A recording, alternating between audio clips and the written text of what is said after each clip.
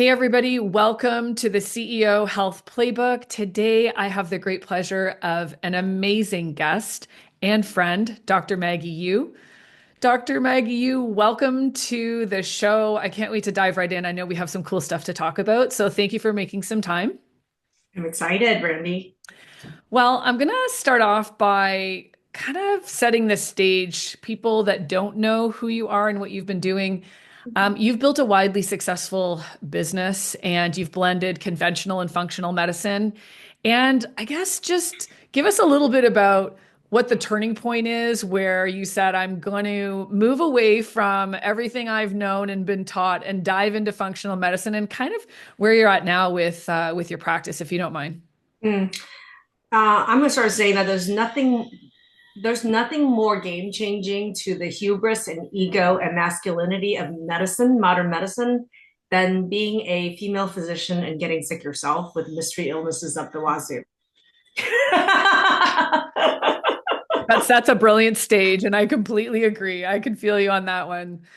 So Uh, you got sick, and then you had to go and yeah. figure it all out. Seriously, I keep dating myself, but I am currently in my 28th year as a practicing physician, MD in the US, and around, I would say, 10 years into my family medicine practice. I graduated out of UCLA about 28 years ago, one of the top medical schools in the country. I graduated the top 1% of my medical school class. I Hmm. came out to practice medicine as a family medicine physician. And I got really, really good at it the first 10 years to the point where I was able to also move out of Los Angeles, move to Oregon. I ended up becoming medical director of one of the largest medical groups for family medicine and primary care in Oregon. And I taught other physicians how to be physicians, right? And I was monitoring their utilization, their effectiveness, and also the medical soundness of what they were doing, right? And then I got sick, and it was the whirlwind. I didn't decide to have children until I was older. So 30 and 33 was when I had my first two children. And with the birth of each of my children, I got sick and I got really sick and I didn't get better. So this is the beginning for a lot of people, where it's, after the birth of their baby, these mystery symptoms like hair loss, fatigue, insomnia, anxiety, chronic pain, weight gain just really started pouring in. And I had no freaking answers. And these are what I would call, and all of us medical doctors would call these eye roll symptoms, because you know why? We roll our eyes because there ain't not much we can do about it. We run a standard fatigue panel, a hair loss panel, which is just, I'm sorry, like $50 worth of testing. But we tell you we ran the panel, and then we tell people it's normal, and then they say, oh, and then there's nothing else more that we can offer them because there aren't really, we're not trained as conventional medical docs to look at these really common symptoms and turn them from a mystery to a solution. We just have no training for it. Well, and So even look at how they all play together in the same sandbox, right? Like it's why are they all happening to this human at this particular time? that's Post right. baby also, which is, I mean, it's shocking that the dots haven't been connected, but and yet here we are. Yeah. And so for me, having gone through that not just once, but twice with my second child, I got so many symptoms going on and no answers, no solutions with all my training and all my colleagues and friends who were, I was going to see, that I realized when I hit rock bottom that I had to take like all my MD smarts. And I'm smart, I can learn. I didn't just suddenly turn stupid, even though it felt like it. I can learn all these other things in alternative medicine, naturopathic medicine, acupuncture, West Eastern medicine. I can take all these chiropractic medicine. I can learn those concepts and I can identify and I can solve this problem, which is what I end up doing by being forced into it, to be honest, from my own symptoms. And that's when, Maya Angelou says, when you know better, you do better. I was able to fix and solve my own issues, right? And I was able to find and identify causes that didn't exist in modern medicine. And if once I was able to solve these symptoms, I was like, you can't go back and just say, I'm going to do the primary care physical exam for you every year and call it good and order the $50 panel and call it good anymore. You know too much. That's the problem. Thank God. There. Thank God, The universe needs you. I feel like your business, and we've had the great pleasure of hanging out quite a bit for the last, I want to say, year maybe. And I love the business model that you're running now. I think you're a genius in what you've put together. I think you've probably, and I'm guessing, have healed tens of thousands of people with your knowledge and advice. And I love that the world of functional medicine um, has you in it, and that you're able to come on a show like this and talk to our viewers about what it's like to be making such a massive impact, because we know how important it is to educate the masses about the opportunities that exist in healing themselves. There's so many people that need the help. There's so few people that know how to truly make a massive impact, but everybody wants to. So I want to say kudos to you for that. I also want to say I think you're a bit of a marketing genius and a kick-ass healer. And I want to talk to you a little bit about, so we've set the stage for how you got where you are. Maybe talk to us a little bit about what you're doing now that you're really inspired with in your practice, so that people can understand how you're able to help heal tens of thousands of people en masse with the model that you have. Well, there's a reason we call medicine, you said with your practice, there's a reason we call it medical practice, because really what doctors are doing is practicing. And I don't practice anymore. Your medical business. I really, like I actually really hate that term in a way, because people don't realize just how much they're truly guinea pigs. And it's not even a practice at this point. It's really set algorithms for the cheapest, fastest way to get people out of your hair, and to get reimbursed for it. That's the model that we're in. So really thinking about that, I had to, your word that you brought up was impact. How do we create impact? I think that's a much bigger discussion, because I think philosophically we can all agree, all of us as patients and all of us as healthcare practitioners or people who work with healthcare practitioners, we want to do good and we want to have impact.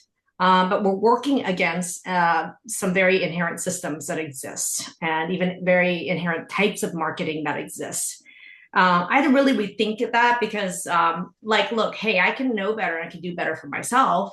But then how do I turn that into a clinical practice? And then what were the limitations of that? Tons. That was huge problems with that, right? Trying to make work within the insurance model and trying to reimburse so that you can have a surviving business to be able to deliver the care that you know is better is hard, and everything is working against you, period. Okay. In a clinical practice. The other thing is there is very few to none. These are absolute dinosaurs that a clinician is owning their own clinic or their own business. It's almost doesn't exist, because we've had the corporatization of medicine. And now you add on top of that the obstacle of being a functional medicine doctor, which means you're doing things outside insurance, but also outside the norm, meaning you're running tests, you're interacting with patients in different ways. And I had to figure out that one-to-one clinical model was so limiting. I didn't have the impact that all the answers here deserve. So how can I bring this to more people in a bigger, more and more and more comprehensive way that's, brings about more results, more outcomes, right? In less time. And so I had to say, I got to get out of this one-on-one clinic situation that's dependent on an insurance model. And I have to do something that's outside of that to get more and to deliver more. So moving online was something really important. Moving online. And what does that mean? It's not one-on-one telemedicine. Because again, one-on-one telemedicine is just a repetition of one-on-one model, but you just do it online. That's not what I'm talking about. And yes, there's an impact and there's a value and there's a place for that with functional medicine and your primary care doc. And I love the fact that people can access telemedicine. What I'm talking about is completely different. I'm talking about having a social impact, having a movement impact. And that requires, when I say online, I mean a social media online educational platform, multiple platforms, multiple ways. So I want to reach, touch, express, teach in every single way possible. So for me, having a YouTube channel right now with about 47,000 subscribers on it, really important. I didn't come out thinking that was what's going to happen, but I knew, I was like, I got to be able to communicate with somebody in the middle of Missouri, somebody in the middle of Canada, somebody in the middle of Australia who's suffering with these symptoms and getting nowhere. I want them to be able to find me, because that's one of the things is we ain't in the age of yellow pages anymore for your city or town. And it's kind of like we have access to resources way above, beyond your wildest imagination at your fingertips. And how is that? It's through search engines. It's through social media. It's through, your own research, your own education. We have such an empowered group of consumers and humans on the planet that I think leveraging that for impact has been the most critical decision that I could have ever made. I love that. And I feel like people don't realize how resourceful we really are as humans. And that's why everyone goes to Google first to find out what's wrong with them. They all find out they have cancer, even though they don't. And Yeah. then they go to Amazon and buy a whack of supplements that are signaling their body 18 different ways from Sunday that don't help them Hmm. and benefit them. And then finally, one day after they've seen a bunch of specialists and tried a bunch of different things, they find the right answers and maybe a diagnosis if that's what they're seeking about what's really going on with their body. And I love that you see YouTube as a good outlet for the work that you do because I think a lot of people discount it, if I'm being honest. And YouTube is a brilliant search engine. And there's a lot of information that's out there on the streets, if you will, that is poorly managed misinformation from people that don't necessarily have the qualifications to provide it. But I think the more people that can provide quality education on platforms like YouTube, they'll help to bring this massive impact that you've helped be part of. Well, and I also find that we have really good providers that, as providers, we're not trained to be entrepreneurs, to know how to run a business. And we have no training how to be teachers. We certainly don't have any social media training. So you've got an online business. You have a good team behind you that helps do the Mhm. one-on-one care as well. But you're a bit of a marketing genius. So kick-ass healer plus marketing genius. And you and I have joked about bro marketing, and we know that it's tricky in this space to actually put together quality marketing that will help attract the right people and help the people that have the problem find the healers. And we've got all of these kind of traditional bro marketers in the middle. And I call bro marketing I look at it a little bit differently than you do. But for us, it's like there's a lot of issues with it because the reason, I mean, just to be blunt, the reason why I started my marketing agency, I was consulting with a variety of different practitioners after I had grown a multi seven-figure practice, and nobody could do the marketing because nobody could speak about the medicine and the challenges and the difference because we didn't really advertise healthcare back in 2000s, let's say, and people didn't Yeah. know what integrative complementary functional medicine, alternative medicine was. So I had to create the agency to be able to speak on behalf of the practitioners so that we could Yeah. actually create my impact is through the practitioners and the marketing that ensues. But the bros are in the middle there trying to do discounted tests and discounted this and discounted that. And the truth of the fact of the matter that I've seen for sure, and I think you can agree, is that there's a lot of education required to change somebody from somebody who thinks that their conventional family practitioner or their specialists that they're waiting to see are the ones that have the answers. And it's a sad state of affairs when they don't. And that's how long it takes them to get through the journey. Tell me what your thoughts are on bro marketing and what some of the challenges with being able to Mhm. reach the right people have been for you in your practice, You went through a lot of your layers. Let's business. start with bro marketing, right? I discovered the whole bro marketing myself. It wasn't like someone taught me this is what bro marketing is. But when I first went online and learned about like creating a Facebook ad, or creating, advertisement for medical services, whether that's copy or that's video, let's go, rewind the clock back, right? Let's go to right now, we're 2025 here. Let's go back to 2015, right? 2018, when all this started for me. It was, and is still considered taboo to market medical services in a lot of the world, and the world that I live in. For some reason, as a medical doctor, you're not supposed to advertise your services. And if you are, somehow there's a stigma to that. I find that really problematic, because how else are people supposed to find out that you offer a very special or unique service? No, I'm curious. I'm putting this out there for either you're a sick person who needs a very specific kind of medical service, or you're a medical doctor who provides some specific service with which you're the best in the world, right? how else besides advertising are you going to be able to get this out there? And why would advertising it be a sin? Right. And then, but Brandy brought up another word, which is education. This is why I think using social media as a platform for education is really important for medical doctors, medical healthcare practitioners. Because for me, like you could call it advertising, or you could call it truly what it is educating the public and raising public awareness around some really niche, unique topics with which they're not hearing anything else is education. So I am a huge fan of long form educational based social media content in short form, where we are doing a public service to do that. And I also like it from a medical practitioner standpoint because you're also speaking from a place of deep knowledge. No one's asking you to go speak on something that you know nothing about, that you have to go research and learn something about and then do a 20-minute talk on it. Really importantly is speak from your heart from a place of deep knowledge. And it's easy, right? And it's also authentic, right? So for me, like let's go back to bro marketing. When I first went into this and started to learn how to do my Facebook ad copy, started doing my video, I didn't start video ad copy. I just did copy because I was afraid to be on video. And so what did I do? I took copy of ads that were from non-healthcare related advertising sales funnels, and I tried to apply it to healthcare. And when I first started, being online and the ads were successful, people were starting to enroll. The functional medicine side, the online side of the practice became so quickly successful because people started to see access care. They're like, I've never heard someone talk about autoimmune disease like this. I've never heard someone talk about hormone like this, even just in copy.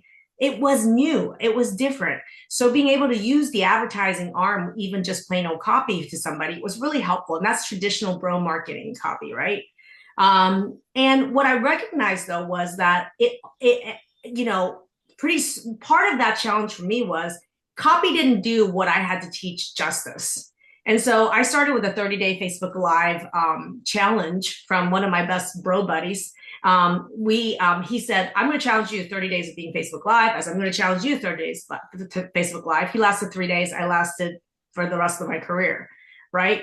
But what I loved about it was the moment I started going on video and started talking, something in me, there was a switch that flipped, which was, I liked it.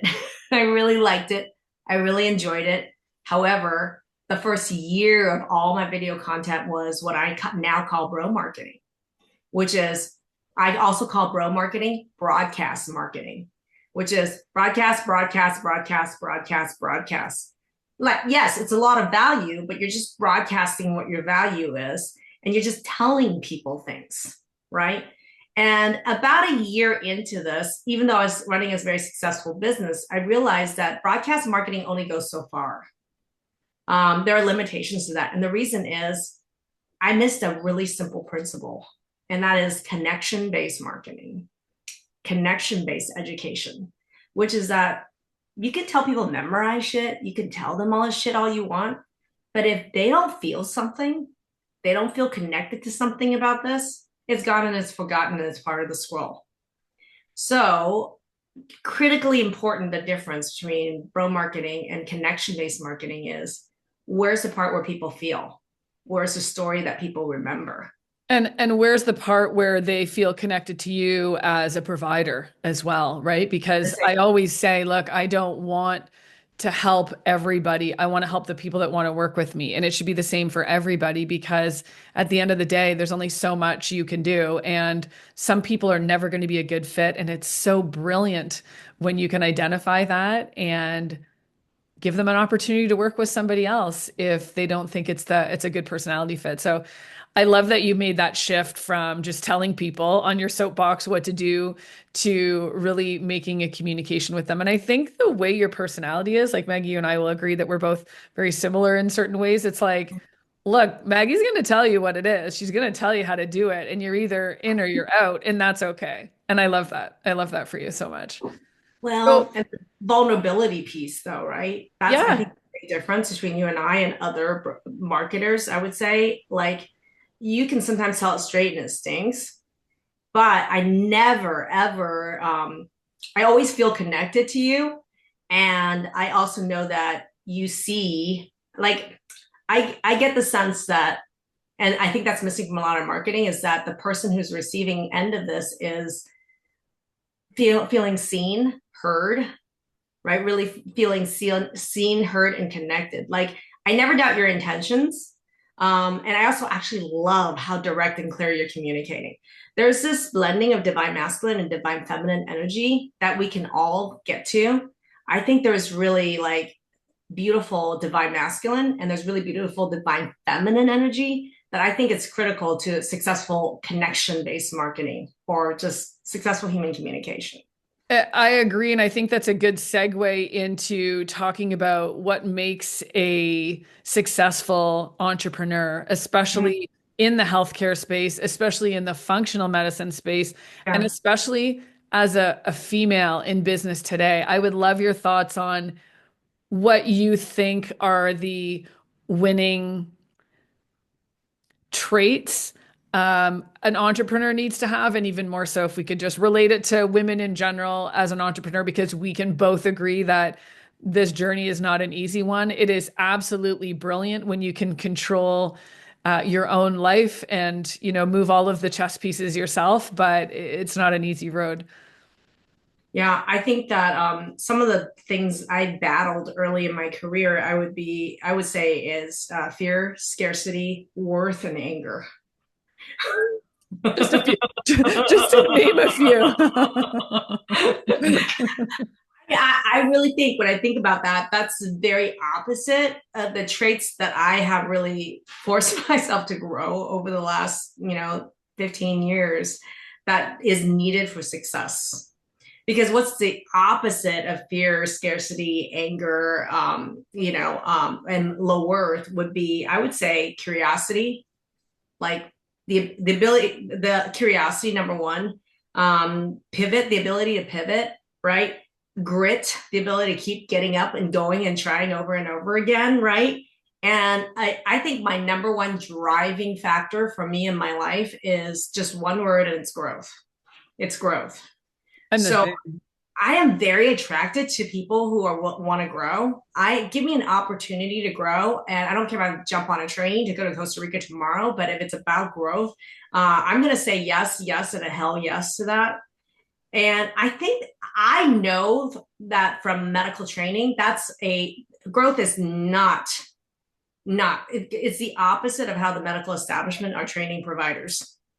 Growth is not a non-negotiable in that space, but in entrepreneurial life, growth is Fired. 100% required. Otherwise, we shrivel up and die. I mean, look at the resilience entrepreneurs have had to have in the last even 5 years between, Yeah. you know, health crisis, economic crisis, all of the crisis, but yet here we are smiling, hoping to grow. What an odd bunch, right? Well, and you don't have to hope to grow. Here's the thing, you and I, and anybody listening to this, you can choose to grow, Agreed. right? I love the power of having the choice to grow. And it's a new lens in the last decade. I've really looked at my professional growth because I look at it and I'm like, we can be so hard on ourselves. How many of us have had tough parents, judgmental parents, or a background, a religious background that's really like high judgment, right? I don't know how many times I said, oh, I wasted that amount of money or that investment in this or that. That was a waste of my time. That was a waste of this. And I really like, now I'm at the complete opposite of this. The opposite of a waste would be always looking at growth opportunities. No matter what it is, there's a growth opportunity in there. So I'll look at how I ran for the first 2 years, I ran my own Facebook ads using copy. And did I blow a lot of money writing bad ads? Yeah, I sure did. But you Maybe. know what? That pain of that really helped me like seek out learning and growing. And a lot of people would be like, oh, but I mean, I'm actually a very good copywriter. But like I didn't learn that in med school. I didn't come out writing my first Facebook ad copy and saying, oh, that's great. I came out writing really shitty copy that copied all the bro marketers and it still sold. So it's good enough. And then I just got better and better and better. And I tested. Like you are a huge, I mean, working with you, your answer to 90% of my questions are test it, test it, test it, right? And that's what I mean with, I mean, if you don't get data, you don't have measurements, you can't grow, you can't change, you can't pivot. right? I completely agree. And there's one thing that you and I have been jamming on for a bit too. And if anybody's been watching my show for a bit or any of the videos I've been creating, I've kind of been nerding out on AI and Yeah, automations and how we can really just save ourselves the like get off the struggle bus for the things that you're not good at and start using these tools that we have available to us to get yeah, to the finish line faster. Maybe just touch on for yeah, our viewers, like how AI has impacted what you guys are doing, because I know you've yeah. got, a ton of different things. You guys are doing a lot in, you have your own supplement line, you do a lot of sales. There's been a variety of different places where you've plugged it in. Do you want to just, talk Yeah. about how AI is working for you guys? Well, remember I said my top value is growth, right? And you can't use the word growth and not tie it synonymously with AI right now, I agree. because that is the fastest growing segment of human intelligence, is actually our development and our utilization of AI, artificial intelligence. And it's growing at a rate that your human mind is going to be is already having a huge. We cannot grow it as fast as AI is actually growing right now. And so for me, you're either going to embrace it and look at it as growth, or you're going to be an ostrich under a rock and you're going to perish. And it's going to perish way faster than you realize. It's true. So my embracement of AI and utilizing that and how it fits in is very much paired with my desire for growth and pivot, for example, right? And it's also lit by my curiosity. So I would say when I first, when, for example, when ChatGPT first came out, I was scared. I didn't even know how to use it. Da, da, da, da. And I used to have this fear thing, which is technology hates me and I hate technology. But the thing was, I immediately switched it around like about 5 years ago. Just like I used to be math, I hate numbers and numbers hate me. Then it became I love numbers and numbers came love me, because how else can you have money flow in your life, right? Or so I changed the statement to I love technology and technology loves me. And with AI about 2 years ago, I just decided I love AI and AI loves me, right? I made a decision. I changed my mantra around it. And I started looking at how am I going to start for me first, incorporating AI into my life? Where is it helpful? Where is it useful? Right? And how does it make things easier? And there's many places. Like I can tell you as a medical practitioner, I mean, in medicine itself, the ability of practitioners and the public to be able to utilize AI to get information, I think is great, right? And yet, Transcribing clinical notes and automatically uploading them into EMRs is audio a pretty summaries, cool thing too, charting, right? I mean, I think in China, they actually opened up a hospital right now that's completely manned by 53 AI providers right now. Um, it's interesting, right? And as providers and as patients, I'm sure there's some fear around that as well, and there should be. No doubt, no doubt. Absolutely, right? But for me, like there's a lot of medical applications. But in my everyday life, I think about even just cooking a recipe. I love to cook. I'm a chef. I that's how I show my love to people. And I'm a very intuitive cook. So it was really cool to be able to say, let's say I'm like cook the vein, like whatever dish you decide you want to make. Okay. Let's say I've never made, pad woon sen is one of my favorite salad dishes at a Thai restaurant. Okay. I ordered it the other day. This morning I was eating it for breakfast, and I just said to my husband, I was like, I want to make pad woon sen tonight. And what I typically do in before would be I would be looking up a million different recipes, thinking about it. I'm gluten free. How can I incorporate, substitute this, whatever. I just go into Chat GPT and I just now say, I want a pad with sen recipe that's publicly posted, has reviews of 5 stars, is gluten free, can cater to vegetarians, whatever the restriction is. And this is what I actually teach people because I work with a lot of people with food sensitivities. Put every single restriction you have, and oh, by the way, I only have a hot plate in my apartment dorm. And you show me a recipe that would work for this that I could prepare in 10 minutes. And boom, 5 recipes show up. And then Every right? every practitioner ever that had to give a 7-day, 30-day meal plan recipes for restricted, FODMAP, paleo, keto, anti-inflammatory diets just change their entire life when ChatGPT was able to not just give them the information, but also give them the graphics to go with it. So I appreciate that you do it for your personal life, and it is 100% relevant, the exact same technique into practice. And I mean, look, you're 100% right, Maggie. Like this is a game changer. You're either in or you're out, but it's not going to slow down for you. And I think Oh, that's one of the and for big things that program, everybody needs to know.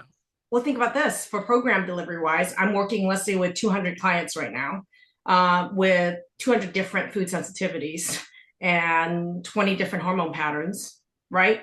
How can I actually help teach them the skill to be able to customize and create a meal plan for them based on that, along with their medication and supplement allergies? How about that?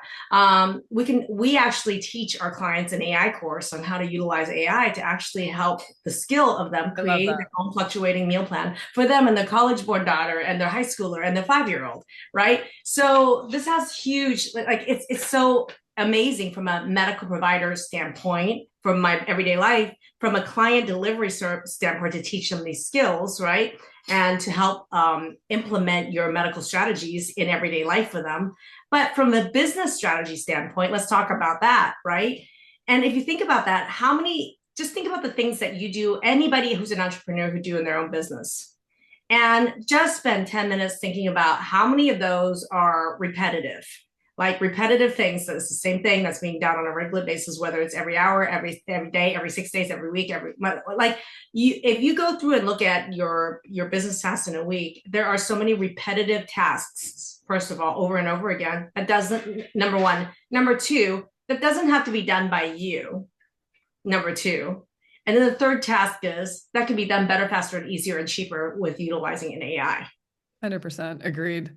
Right? If you identified even 20% of the shit taking up your time with that, you would be opening up 20% of extra time for you. It's more time for you. It's And more money for you. And if you It's think more about play. what people would have thought in the past is like, look, I know I shouldn't be replying to all these emails myself because my time is worth this and this is something I can pay somebody $20 an hour, but I've got to find them, I've got to hire them, and then I've got to Right. manage them. Whereas AI is actually like your free workforce. I mean, free, very, very low cost, extremely, extremely low cost workforce. And if you figure out how to utilize them to the best of your ability, Yeah. you actually have an entire team of AI based, Mm-hmm. I don't want to say the word people because obviously it's not, but like AI team members It's that can actually run your business better. for you. In some ways, it's better than utilizing people because people can be used for better other tasks and Agreed. things that are connection based, right? I So agree. I'll give you an example. I'm always teaching. I'm giving webinars. I'm giving presentations. I'm giving live talks with which there are slides, right? I have trained my AI so well that I'm going to if you told me right now, hey, Maggie, I want you to give a talk tomorrow on mast cell activation syndrome or POTS, or I want you to talk about supplementation for people with POTS, I'll be like, okay, I'll be ready. You know what? How I'll be ready is I already know all the content, right? I've used this AI to build all my previous slides, copy, previous trainings I've ever done. I can already say, hey, how long is the talk tomorrow, Brandy? 45 minutes? I'm going to sit here. I'm going to be like, give me an agenda for a 45-minute, just an outline of a talk on supplementation and POTS. And it'll give me an outline right there based on everything that I've already been searching, working with, and teaching it. And then I'm like, great. I look at it. I, copy paste it. I edit it, whatever I want to do with it. And I can then go in and say to another AI, say, create 10 slides for me using the brand color schemes that I have based on the previous presentations you've worked with me on, whatever, go. And then 10 minutes later, I have some slides. Tomorrow, I'll do a talk tomorrow on supplementation and POTS. Would you like that, Brandy? And that would have been weeks. That would have been a designer that uses a page builder. That would have been an email copywriter. That would have been copy for that would have been weeks. And we can do it in an hour. But It's people will say, doesn't that put copywriters out of business? And doesn't that put people who are graphic designers out of business? And I'm going to actually say no. I'm going to say no. Because I actually work with a copywriter more now than I ever have, but our ability to create so much more is bigger. I agree. Um, I have the best graphic designer. I don't let anybody know her name. I do not share any yeah, of her you have details. not shared her with me. She is brilliant. Nobody can have I've her. seen She her work though. knows. Thank you very much. She Amazing knows. work. But I could never replace her, and she knows that. But there's definitely ways to expedite the work that you're doing by doing it faster and just working at a faster pace. Like and outputs can be just so much greater. But think about your graphic designer, right? That's a very high cost, highly coveted talent commodity, right? And service. Why would we want her making my slides Oh God, when no. she could be sitting here designing one of the top websites Uh, that converts $1 million a month? I agree. Right? Like what I'm saying is like we now can leverage so that we utilize humans and their best resource at the highest level of capacity they need to be at, and not be filled with mundane time, repetitive, low input required. Well, and at the end of the day, there's versatility and shifting in all industries, and it's going to come for a lot of people's jobs, and people are just going to have to find their way with AI. I don't think we need to look at it as a negative, but Yeah. I like how you're using it both to teach and to expedite movement in your business. I think that's really a great message to give to our fellow entrepreneurs that are struggling with, is it ethical? Yeah, it can be ethical. It doesn't have to be unethical at all. Is it taking other people's jobs? It's coming. You can hide as what was it, an ostrich under a rock, or you can embrace it, but it's coming.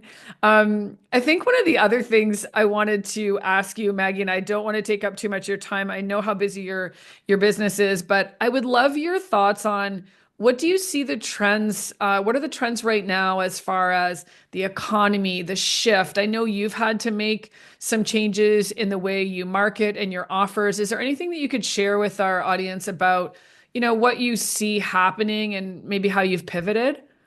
So really interestingly, with the economy and, you're in Canada, I'm in the United States, we're going through some dramatic shifts right now. I think we are in political chaos. We are in financial chaos. We're also in a healthcare chaos since the pandemic. So it's almost been like the most chaotic 3 years, the past 3 years of my life in that sense. And I think that we're in the middle of it. I think there's more coming. We're not by all means out of this at all. And interestingly, we've really had to change from a healthcare entrepreneur standpoint. I really had to think about, I would say more population management. It sounds really interesting because instead of looking at each individual, like one-on-one care I talk about, but also sales of one-on-one person, I think what it's going to take now for a business to be successful is actually to be able to be seen by bigger and bigger populations, to be able to appeal to bigger and bigger populations, and then to have automated system with which we can shift and sort and shift and sift and sort, so that we actually get the people who really need us to us. Like there needs to be, like we call them funnels, obviously in business, but I find the funneling process to be even more important than ever to do effectively. Meaning that the top of the funnel has got to be bigger and wider, meaning show more people what it is that you have. But our entrepreneur ingenuity and automation needs to go in there to sift and sort and serve people at every layer of the bundle of the funnel better, so that by the time people do get into these different outlets of the funnel for different services, we're able to be like, it's the right person for the right product, it's the right person for the right service, and to offer a portfolio of products and services to meet people at different areas of the funnel. So I really think that we got to look at this the way we run businesses very differently, and be looking at how we serving it to bigger populations. I completely agree with you. I was on a call with a client of mine earlier, and she says, Brandy, I'm just having the hardest time selling my $6,000 high ticket offer. And I said to her, well, why don't you break it down into three phases and sell phase one instead of letting the business disappear? Because she's saying to me, look, I Yeah. need this business. And I said, well, you have to iterate. You have to be flexible. You have to find another way. And some states are more affected in some populations and some health conditions. There's fragility amongst the groups, but I like your position on, look, it's just about getting in front of more people and Mm-hmm. making sure that your systems are tighter. Mm-hmm. That's who's going to win the race. And it's there's never going to be a chance in the history of our lives where people aren't going to need this help because it doesn't matter how much AI is out there, how many people can Google their symptoms, how many influencers are out there talking about it. People need one-on-one, handheld, specialized, personalized care in order to get the results. Mhm. And the healthcare crisis is immense. It's So getting worse. it's And the not getting any demand for better. it, the demand of the next 3 years, the strain on our healthcare delivery services is going to be 10 times more than it is this year within 3 years' time, because people are actually getting way sicker and the chronic disease and these unsolvable mystery medical problems is exploding. So the demand on these services it's going to be tenfold within the next 3 years. And the people that are in the right place at the right time and are ready for the business are the ones that are going to win. And so I like that you have been iterating in your business and that you're prepared for that. I believe that there should be different offers in any business. Now, in functional medicine, there's usually a high ticket, there's potentially sort of a bridge middle offer, and then a low ticket offer. Low ticket offers are doing really well these days. I mean, you just ran a big challenge that you charged for, I whereas you charge. used to run it for free and you guys did amazing with it, right? But here's the thing, like that. I just had a conversation with my team earlier today about this, which is initially people get scared it's a down economy. Don't charge or charge less, right? And I'm actually going the opposite way. I'm not raising my prices on some of these programs, but what I'm doing is that I'm actually putting a little more friction in the front where no, you don't get to come in for free. And because you know what free means to me? Free means no value, period. Okay. And one of the things I've recognized is that if look, what we offer is extremely high value. And so I ran a challenge and people said, don't run a challenge to charge people money. I'm like, why not? This is a huge value. And what I learned from running challenges these years is that, in fact, the more money I charge for the challenge, the higher quality what I deliver becomes to a lower number of people that are exactly the people who needs the products and services that we actually need. So it's really opposite. Like I know you were making a statement about having multiple offers and low ticket offers. Yes, but one of the low ticket offers that I have is a new offer, which is paid challenges that used to be free. So that's something to think about is I think one of the biggest mistakes you can make as an entrepreneur is the belief that is not the belief, but the story, but the action of being the person who's the most in love with your own product. Like so many people are so stuck and so in love with their program or programs and the complexity and the price point and the way it has to be that they cannot break it apart into other smallable digestible pieces. That's actually what the marketplace needs. Well, when you start losing sale after sale after sale, one thing is for sure, we make business decisions based on data. And if the data is showing you that your offer that you used to be able to sell is no longer working, then you need to make some changes. And we've already discussed the importance of being versatile and having grit and resilience as an entrepreneur, and the fact that the economy is in a bit of an upheaval with a variety of different factors at play. We need to be flexible. We need to win. There's people that need us. There's people that want our help. And there's people that don't even know who we are in this space. And that's what kind of gets me up every morning out of bed. It's like there's so many people that need these doctors and nobody knows who they are. So I love that you've been able to come on and share, Maggie. I appreciate all your time. I love what you're doing. I'm here cheering you on all the time. And I just can't wait to see how the rest of this year plays out for you guys and how you're able to continue to transform because I think you have a lot of exciting things on the go. I want to give a shout out to you, Brandy, and I want to say thank you for all the work that you and your team have done working with us. We've been working almost a year at this point, working on a supplement launch, our supplement company launch of our bundle, our first bundle coming to market.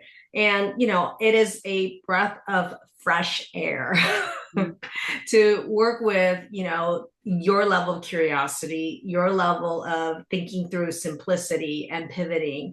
And look, I've been guilty of being in love with my own product and my own packages and my own bundles. And I love the fact that you call my ass on it.